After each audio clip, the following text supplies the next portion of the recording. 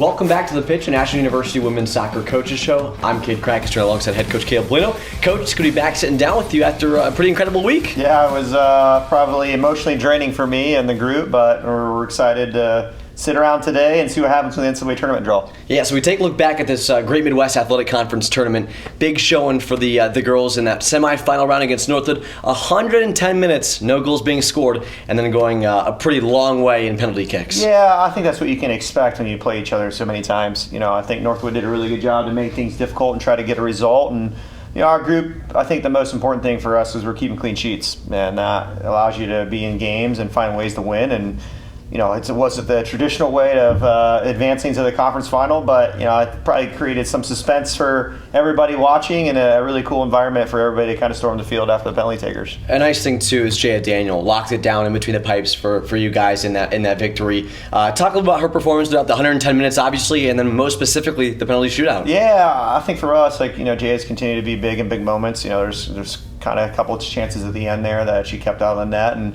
we talked to the group, before we went out to penalties and said, Jaya's going to save 2 for us. Now, did I know that was going to be the 14th shooter that was the second save? No, but she came up big, and we're really excited that she's here and help us continue to advance onto the conference final the next couple days. Yeah, and you had mentioned it a little bit towards the end of your first question and response, but you talked about the storming the field.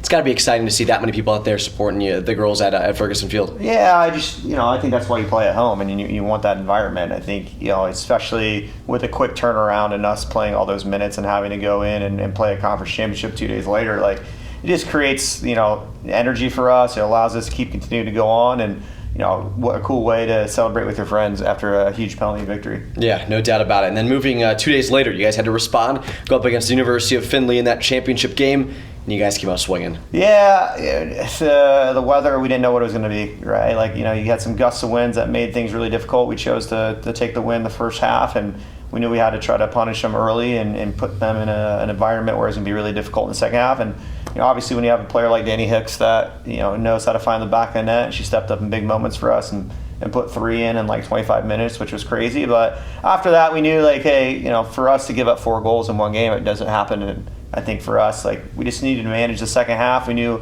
Findlay was going to create some chances with the wind at their back, but I thought we managed it really well. Yeah, and the goals that Danny Hicks scored, the first 2 were assisted. The last one did it all by herself. You talk about that team play, though, to get her in situations to be able to score. What's that like to have everyone around her kind of filling their role in well? Yeah, I think for us, she's been a marked person, and she got some freedom in the conference final and took advantage of it, and everybody else has kind of stepped up in the roles when she's been highly contended with multiple players on her, and it's just good to see her build that confidence in a big game like that and help us secure a conference championship. Yeah, and we talk about securing that conference championship. It's the 4th time in 5 years.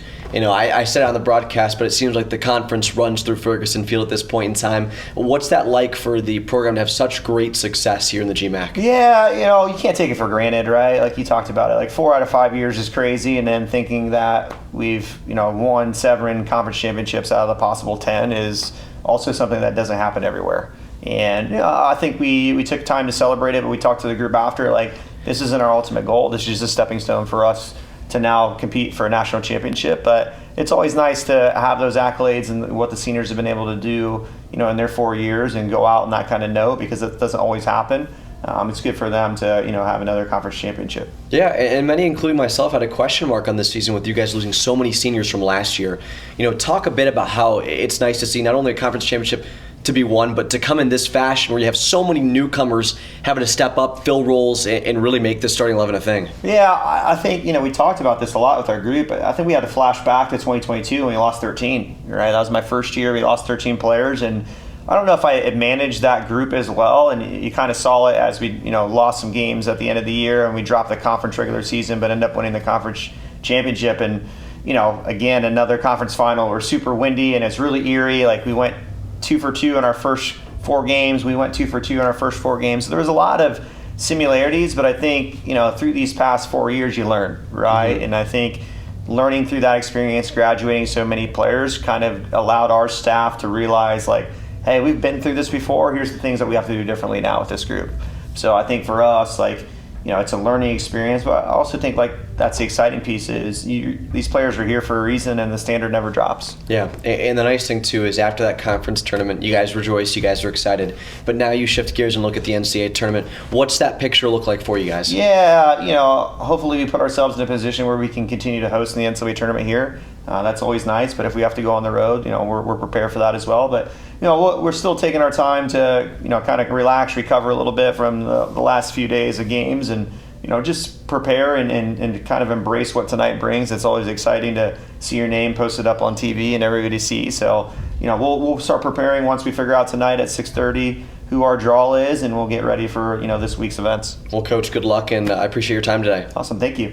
Yeah, a reminder to tune into NCAA.com to find out where Ashland University will be drawn on the women's soccer tournament side of things, whether it's within that top 4, whether it's in the top 2 and they get to host Ashland. Obviously winning the conference title has a pretty good shot at potentially hosting here at Ferguson Field. So make sure to stay tuned. Go to GoAshlandEagles.com for all extra information you might need. But for now, that's all that we've got right here on the Eagle Network.